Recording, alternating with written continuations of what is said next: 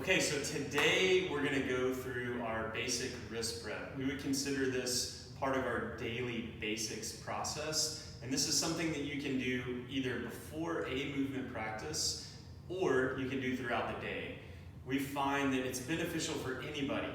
We're all using our hands, we're building over time these imbalances in our forearms that lead to elbow issues, inflammation in the elbows due to overuse and lack of movement, and then building more tolerance in the wrist because most of us are losing this mobility through the wrists that allows us to put load into the hands.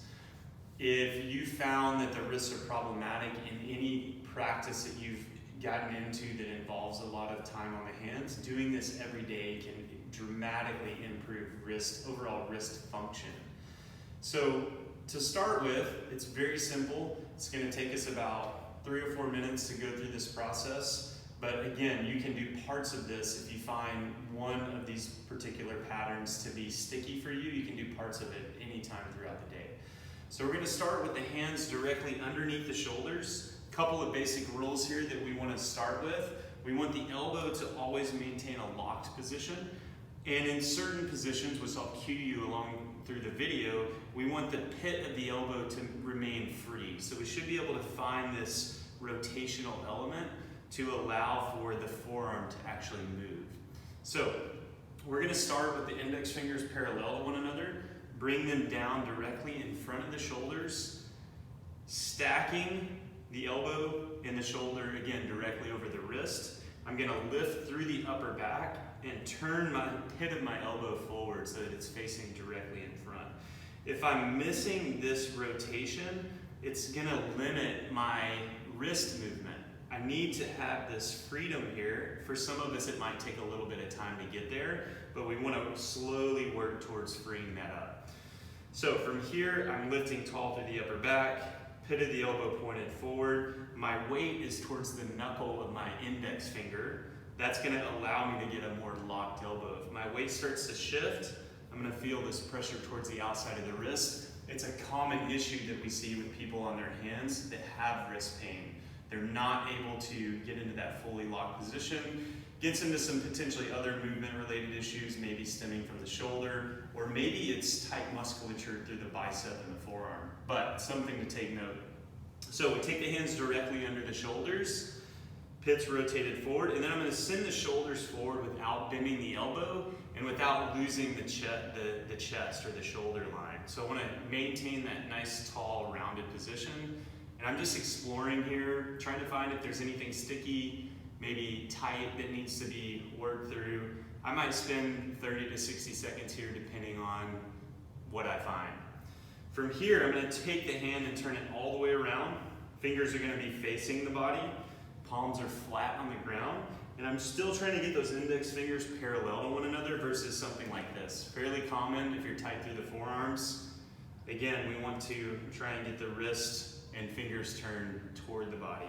I'm locked through the elbows again, I'm tall through the upper back. I'm going to sit back toward the heels without peeling the palms up. So when I press the palms down, grab the floor with the fingers, bring some activity into the fingers, and I'm going to sit back towards the heels here. Again, 30 to 60 seconds. If there's something sticky, I can hang out here a little bit longer. People that are very common tight in this position. So we're going to turn the hand now, rotate it so that the fingers are pointed towards the opposite knee on both sides. Hands are still directly under the shoulders. I'm locked through the elbows, and I'm going to do circles around the wrists here. So I'm just exploring this circular pattern. I might do 10, 15, 20 each direction, and then I'm going to switch direction. So we would consider these three as our palms down position. Okay. Now we're going to flip, work a lot on these wrist extensors in this palm up position. So the first one that I like to go to is palms directly connected to the floor. Back of wrist connected to the floor. All 5 fingers connected into the floor, including the thumb. So I'm pressing down. I also want to rotate the pit of the elbow forward here. Tall through the upper back, same rules apply. I'm going to sit back toward the heels. Now a lot of people, if they don't have the strength in the wrist, their elbow is going to immediately bend. What we would suggest is walking back so that you take the load off of the wrist and spend a little bit of time here eventually working out. Over time, we can get to where we can do push-ups and do full planks in this position, but it might be too much load initially. For some, you might even have to do one side at a time. But we want to make sure that we maintain in any of these positions the shoulder directly over the wrist. We don't want to be here or here. We're not getting quite that same load.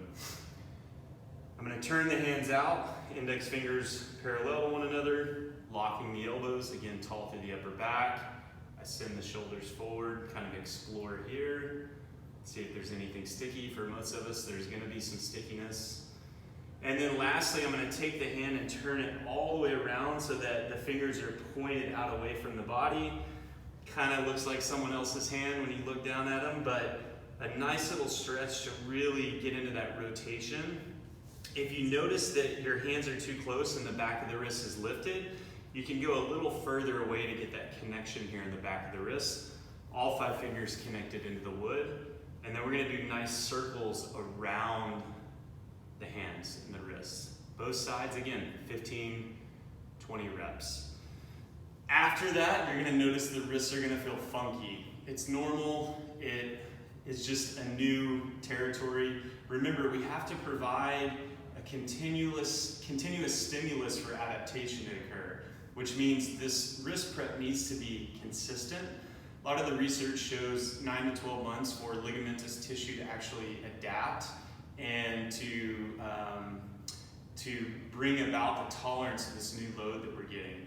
So I have to do this on a regular basis. When I first started doing a lot of handstand work and work on my hands, it took me, truthfully, about a year before I noticed that it felt okay to get into some of these positions. So again, it's going to feel weird, but we're really opening up this tissue and we're restructuring the forearm, rebalancing that soft tissue, and we're beefing up this ligamentous structure so that we can do more on our hands without having any potential issues. So this is just a basic warm-up. Again, palms down, palms up, 3 different positions in each of those.